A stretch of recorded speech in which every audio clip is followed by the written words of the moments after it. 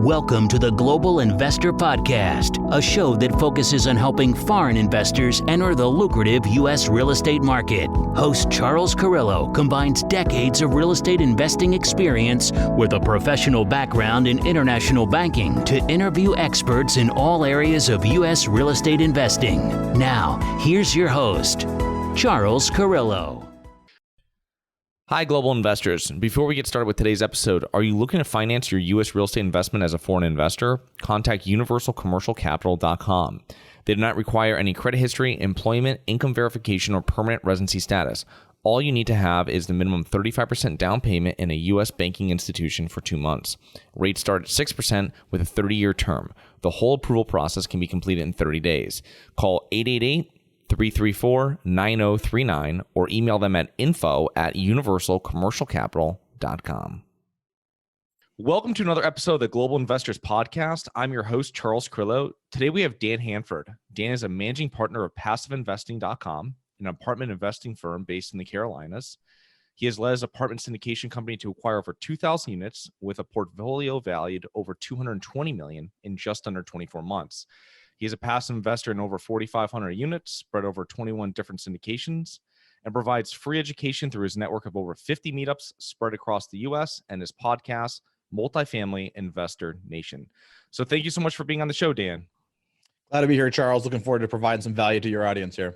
Okay, awesome. Thank you. Yeah. So can you give us a little background on yourself prior to starting your current business? Sure. So I guess it kind of all started back when I was in chiropractic college. So I'm a chiropractor by trade. Not a lot of people know that, but I'm a chiropractor by trade. And when I was going through chiropractic college, all of those students obviously need to learn about the skeletal system, especially the spine itself. And so I heard a lot of students complaining about the spine models being overly priced. And so they were charging in the bookstore at that time $189.95. And so I started doing some research and found a distributor online at the time that was selling it for a little bit cheaper than that. So I actually called the distributor up and said, hey, if I can get an order of 20 of these spines together, and it was the exact same spine in the bookstore, what could you get it to me for? They said $65. And so I was just thinking, I'll just sell it for $5 more, make a little bit of money. And so I ended up selling it for $69.95. And of course, these are college students, so I didn't want to be having any IOUs or anything like that. So I had them, pay me up front with cash, check, PayPal, whatever they could. And then I was able to sell 80 of them in the first week. Wow. And because I went class by class and just sold them from the front of the room and sold 80 of them with cash up front the first week. And so I was like, I wonder if I can get rid of the distributor and go straight to the manufacturer. And so that's what I did. I found the manufacturer, went straight to the manufacturer, got that spine model for $42.48, including the shipping. And of course, went from just a little bit of money to a nice little chunk of change in those first. And then in the next 2 weeks later, sold another 40. And from there, it opened me up to start my really first successful business that I still have today called shopinanatomical.com, where we sell all types of skeletons and skulls and brains and hearts and plastic anatomy models for colleges and doctors' offices and universities across the country and around the world. It's a business that continues to do 7 figures of revenue. And I have a good team that actually runs that for me, which when I first started in chiropractic college and started that company, it actually grew to a point where it allowed me to start my first practice when I got out debt free. And so I didn't have to take any loans. And then even to this day, I now have 4 clinics that are now actually medical clinics, not chiropractic. We actually do a specific type of procedures, a lot of injection-based procedures, and for arthritis treatments as well as some sports injuries. Do a lot of regenerative medicine like prolotherapy, PRP, stem cell.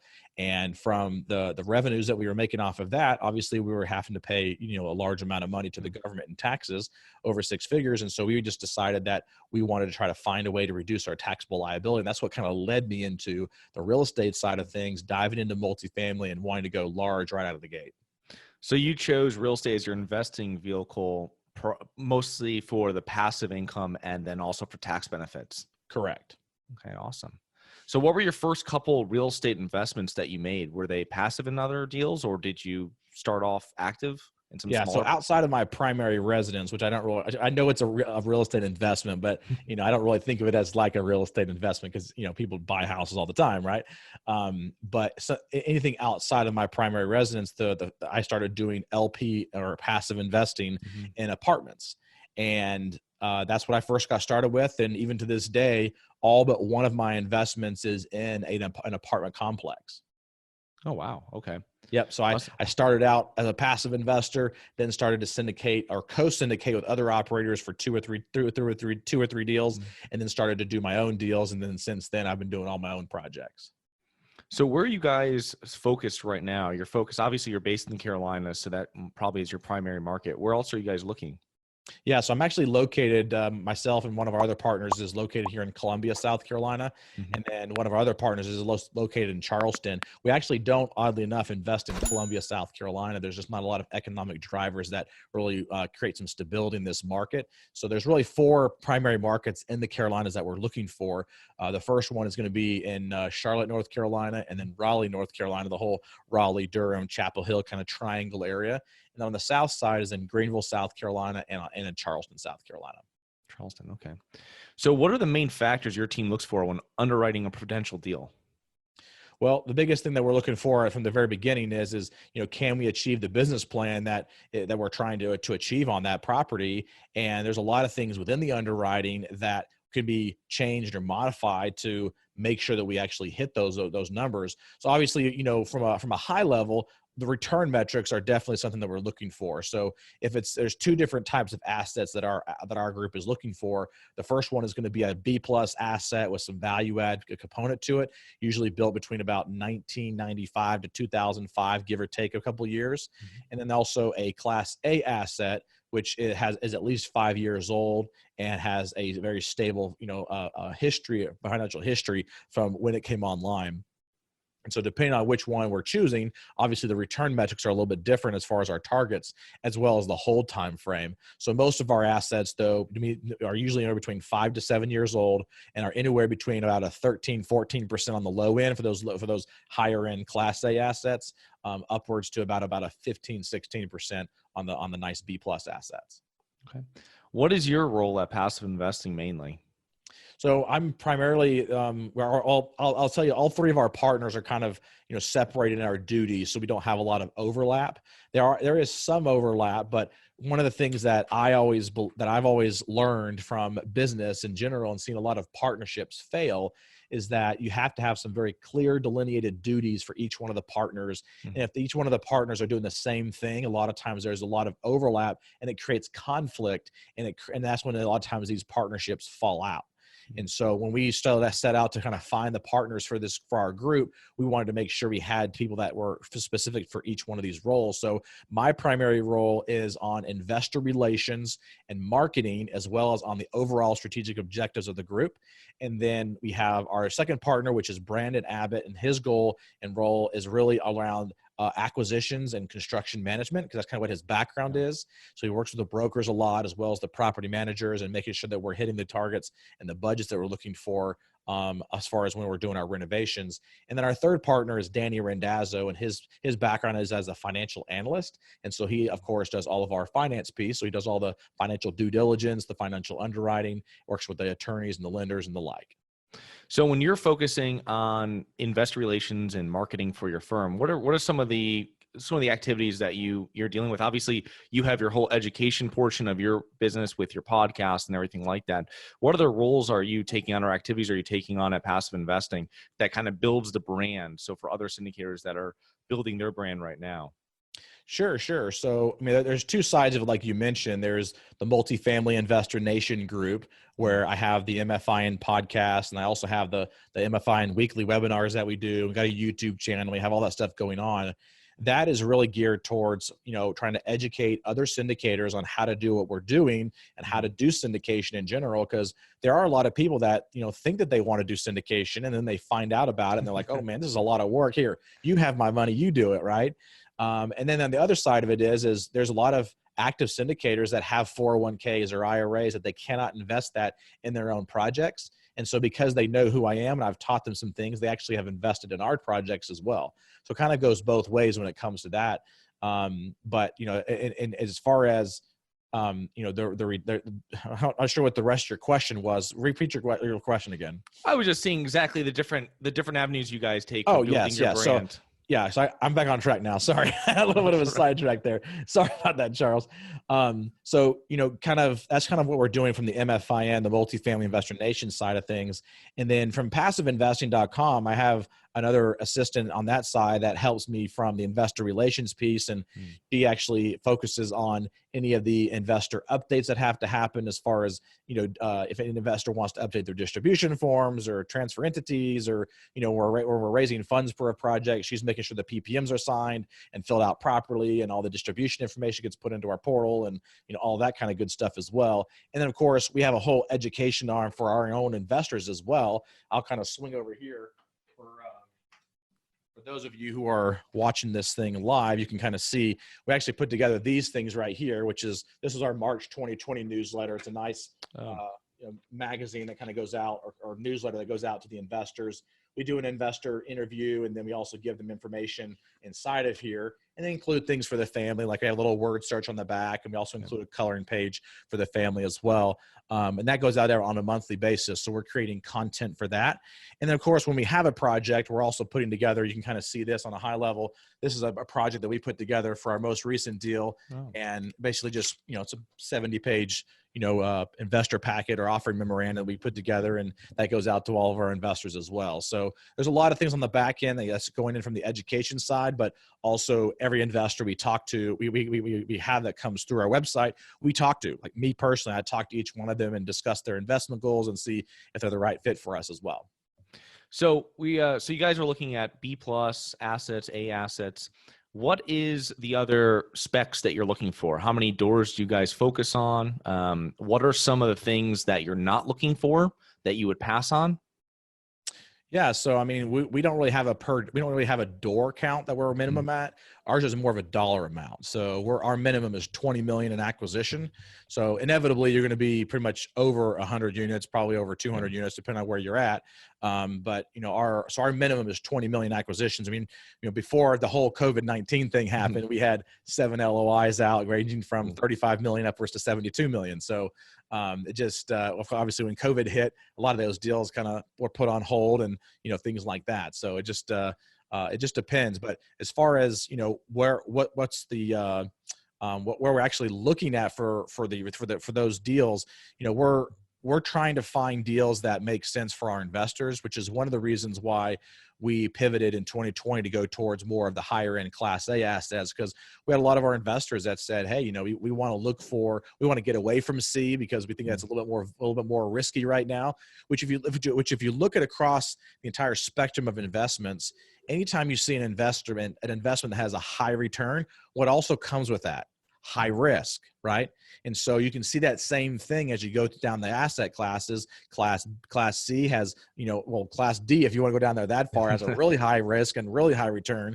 But obviously, because of that high risk, it's could potentially not work. Same thing with C class. It's a very high risk, high reward. Then you have your B class, which is more of kind of your moderate risk, moderate return. And then you have your A class, which is low risk, low return. So they want to have this kind of nice diversified portfolio, which right now, if you're in B+ A class assets, you're not doing as bad as right now when you're going to start seeing some of these C class assets, these blue collar workers that are, losing their jobs right now and, are on furlough because of this COVID-19. We don't know what the impact is going to be because this is the day before April 1st, right?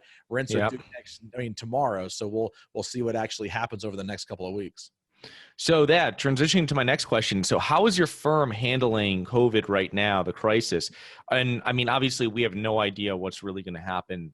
Everybody can just speculate on, per what their renter, what the renter job allocation is and stuff like this. But how are you guys handling it now before anything really hits the fan?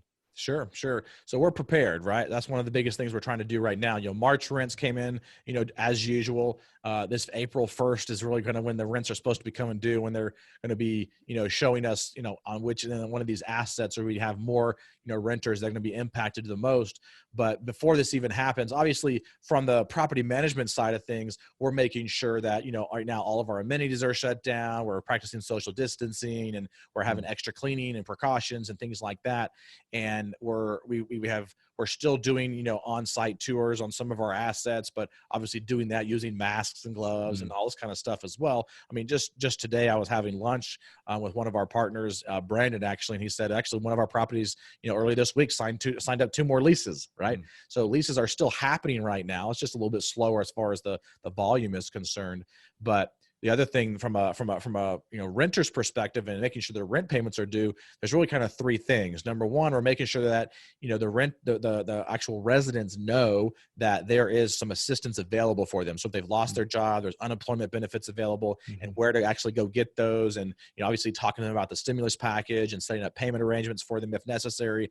And for those people who were planning on leaving, going ahead and having them stay and maintain occupancy during this time, and maybe extending them out 3, 6, 9 months of their lease on the same rate as they were before, so we can maintain that occupancy and not being as aggressive on the rent premiums right now.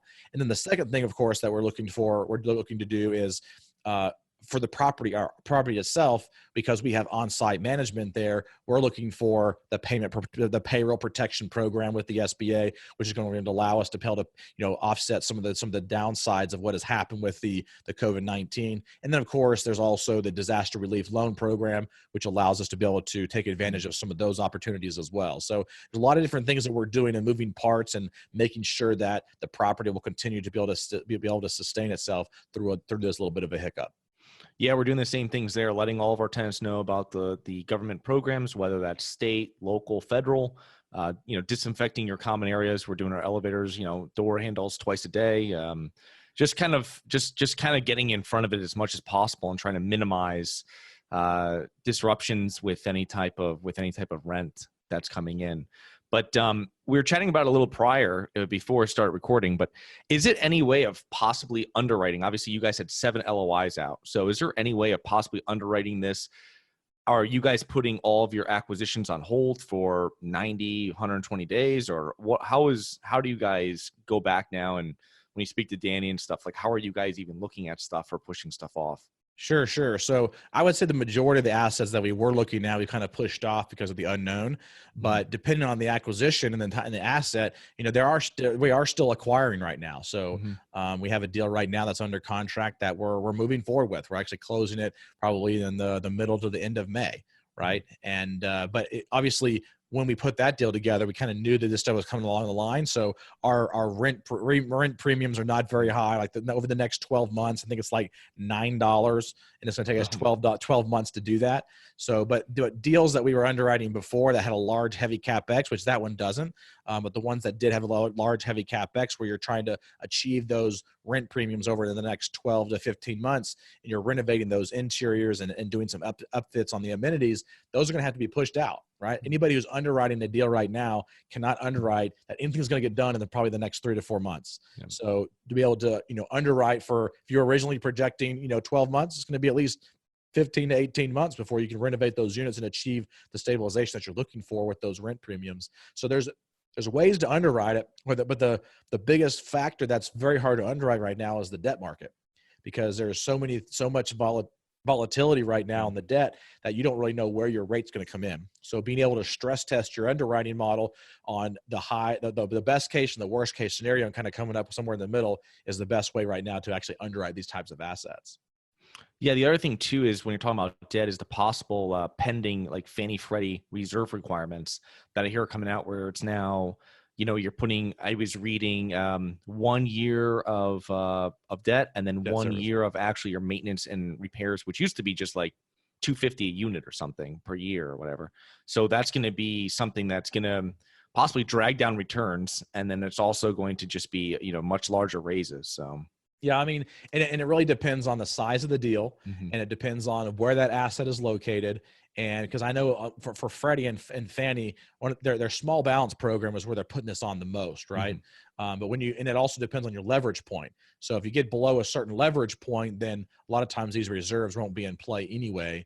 But obviously, the lower you have on your lower you have on your leverage, Yeah. the more equity you got to raise. And of course, equity is going to be a little more costly than debt is when it comes to paying your investors a higher premium than you would an actual lender. The Freddie small balance, that's 1 to 8 or 1 to 7 million. Is that what that is? Correct. Yep. Something like that. Okay. So definitely not even deals that you guys are going to be working with, but for your smaller investors, that's going to be something that, which makes perfect sense. There's a lot more volatility in a smaller deal versus something where you're having 150 units plus. So you educate a number of new and existing investors. So what are some common mistakes you see with new investors? Obviously, COVID put aside, just in your normal real estate career. Yeah, I mean, I think that one of the biggest mistakes that I see is somebody trying to do this without having some form of a mentor ahead of time. Because I can tell you right now that I wouldn't have been able to put our group together, and we wouldn't have been able to acquire over 200 million in assets in under 24 months if we didn't have a good solid mentor beside us that was helping us and kind of building our credibility. And then outside of that, being able to co-GP with some other people on our first couple of deals to really kind of get our feet wet, again, build credibility, not just with our investors, but building credibility with the sellers and the brokers, and building that track record before we put down our first deal. And the first deal our group put together by ourselves was a 130 unit property, 8.9 million. And, Wow. And since then, we've just continued to grow. And our most recent deal that we closed on at the end of 2019 was a large $51.5 million acquisition where we raised 14 million in just under 2 weeks. And did you guys co-sponsor that with anybody, or is that completely? It's just our deal. It's our, yep. We're the main. That's operator. awesome. That's fantastic. How did you meet your partners? So Danny is actually my mentor's mentee. So that we both were mentees with our mentors. That's how we met. And he, of course, he's only about an hour and a half away from me. And so we drove and met. And then Brandon actually goes to my church. So him and I go to the same church together. He's got a wife and 4 girls, and I got a wife and 3 girls and a boy. And my wife and I's oldest girl is his youngest daughter's, they're best friends. So they have a lot of things in common as far as the church and school and things like that. But he started hearing about some of the stuff that I was doing, and wanted to actually come and join us. So he came and joined because his skill set was perfect for what we were looking for. And I feel like really with our triad approach, our group is really solidified with that approach. Yeah, your skill set definitely matches up. It's so great how that is, where you have someone that specializes in every different portion, so you're not overlapping. So which is an awesome thing to have, especially when syndicating or doing any type of business that you have that. So, how can people learn more about you and your business? Sure. The best way for people to find out about us is just to go to our website, passiveinvesting.com. There's a little form on there. If you're interested in joining us as a passive investor, you can click on the Passive Investor Club form. And like I said earlier, I'll jump on a phone call with you. My assistant will reach out to you, and I will schedule a call so we can discuss your investment goals to see if we're the right fit for you.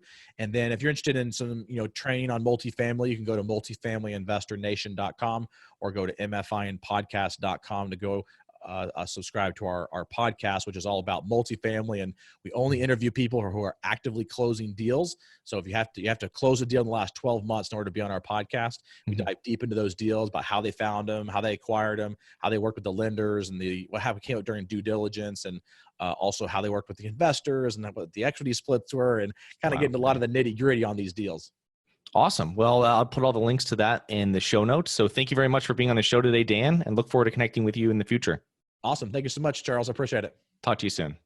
Hi, guys. It's Charles from the Global Investors Podcast. I hope you enjoyed the show. If you're interested in getting involved with real estate, but you don't know where to begin, set up a free 30-minute strategy call with me at schedulecharles.com. That's schedulecharles.com. Thank you. Thank you for listening to the Global Investor Podcast. If you like the show, be sure to subscribe on iTunes or Google Play to get new weekly episodes. For more resources and to receive our newsletter, please visit globalinvestorpodcast.com. And don't forget to join us next week for another episode. Nothing in this episode should be considered specific, personal, or professional advice.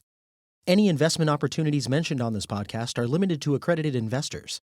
Any investments will only be made with proper disclosure, subscription documentation, and are subject to all applicable laws. Please consult an appropriate tax, legal, real estate, financial, or business professional for individualized advice. Opinions of guests are their own. Information is not guaranteed. All investment strategies have the potential for profit or loss. The host is operating on behalf of Harborside Partners Incorporated exclusively.